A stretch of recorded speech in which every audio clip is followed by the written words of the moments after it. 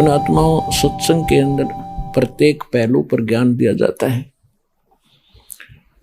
आज जो बहन बेटियां, जैसे पहले राजा की लड़कियां, राजा की रानियां और भी अच्छे उच्च घराने की जो माने जाते थे, अच्छे इज्जतदार लोग मानते थे संसार की दृष्टि से, उनकी बहू बेटियां सत्संग में नहीं जाते थे। अपने घर से भी बाहर कदम बहू बेटियों को नहीं रखने देते थे। उसमें अपनी हानि और इज्जत का नाश समझते थे। उसके विषय में तत्व ज्ञान में क्या बताया है? बीबी पड़दा रहे थी, वो डोडी लगे थी बारे, अब गात उघाड़े फिरती है वो बनकुतिया बाजारे। वो पर्दे की सुंदरी सुनो संदेशा मोरे, इब गात उघाड़े फिरती है वो करे सुरायों सोरे।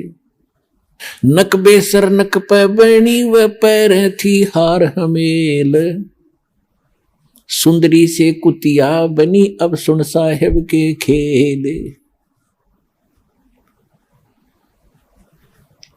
पुण्यात्माओं, ये विचार करने की बातें हैं। ये परमात्मा का दिया ज्ञान है, किसी डूम बाट के गीत नहीं कि उसने वैसे ही बकवाद कर दी होंगी।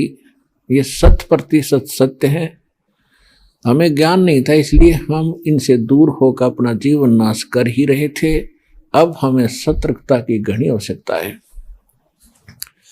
अब क्या बताते हैं कि जो वो बहू बेटियां सत्संग में गई नहीं, संतों से संपर्क उनका हुआ नहीं, जो राजा की रानियां काजू किशमिश के युक्त खीर और हलवे बनाकर खाया करती थी, बांदियां नौकरानियां बनाती थी और उनको खाती थी और जूठा छोड़ती थी, उनके जूठे को फिर नौकरानी और उनके परिवार खाया करते थे। ये पिछले जन्म के पुण्य थे उन पुण्य आत्माओं के, जिस कारण से उनको ऐसी सुविधा प्राप्त हुई। वो राजा के घर ब्याही गई, राजा के घर पैदा हुई। पिछले पुण्य थे, पिछली बैटरी चार्ज थी। भविष्य में सत्संग ना मिलने से, सतगुरु ना मिलने से, सच्चा नाम ना मिलने से, सत्साधना ना मिलने से वो अपना इन्वर्टर डिस्चार्ज करके चली गई। यानी सभी पुण्यों का नाश करके वो अपना हाथ झाड़ कर चली गई।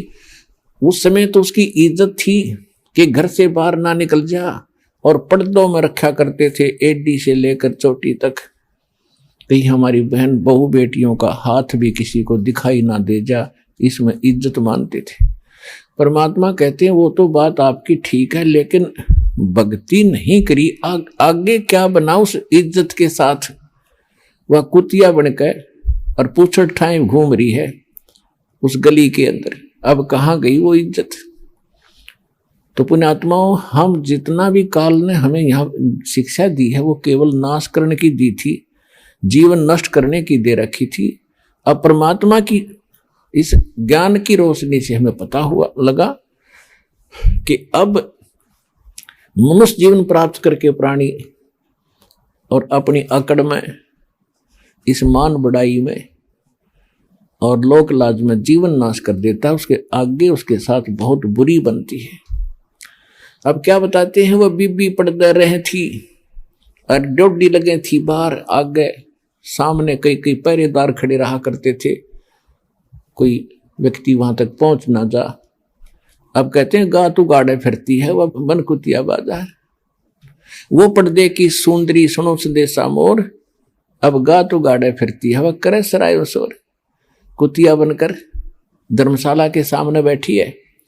पहले महलों में रहा करती थी वह इज्जत, आज गली में घूम रही है। आती थी धर्मशाला में, आते थे, खाना खाते थी, और वो रानी कुतिया बनकर एक टूक के लिए इंतजार कर रही है, खाने वाले के मुंह की तरफ देख रही है, कब टूक तेरी तरफ डाले। और रोटी डाल दी छोटा मोटा टुकड़ा तो 10 ग्राम रेत साथ खा रही है वो। तो पुण्यात्माओं कलेजा हिल जाना चाहिए। परमात्मा का दिया ज्ञान है। हमने मनुष्य को भी भक्ति की आवश्यकता है और बहन बेटियों को भी परमात्मा की आवश्यकता है। और सबको बराबर का शरीर मिला है, एक जैसी मिट्टी है, एक जैसा परमात्मा ने दिमाग और व्यवहार दिया है। दोनों ही भक्ति करना चाहिए। अपने बच्चों को साथ लावे, अपनी बहन बेटियों को साथ लाए, परमात्मा से जोड़ दे, फिर परमात्मा उनका रक्षक हो जाएगा। तो हम भक्ति ना मिलने से, सत्संग ना मिलने से, हम अपनी सूझबूझ से जितनी अटकलबाजी हमने की वो सारी विपरीत की। अब कबीर साहब कहते हैं, कबीर कुल करनी के कारण ये अंसा गया बिगो, जब कुल के कर लेगा तू चार पाया का हो। अब तो लोक लाज में आके सत्संग में नहीं आता, ना कोई भक्ति करता, क्योंकि शर्म आती है, लोग क्या कहेंगे, हंसी उड़ाएंगे। परमात्मा कहते हैं, जब यू कुल तेरे परिवार के लोग क्या मदद करेंगे, जिस समय तू पशु बनकर, गधा कुत्ता सूअर बनकर खड़ा होगा कहीं पर, तब ये कुल के कर लेगा जब तू चार पाया का हो। राम नाम निज सार है, राम नाम निज मूले, राम नाम सौदा करो भाई, राम नाम ना भूले। पुण्यात्मा, अब कौन से राम का सौदा करें, कौन से राम के नाम का जाप करें? सबसे पहले हमने ये निर्णय करना है, तो वो आपको बहुत बार बता दिया है और आगे बताते रहेंगे। अब परमात्मा की भक्ति में हमें सबसे पहले सतगुरु की आवश्यकता होती है।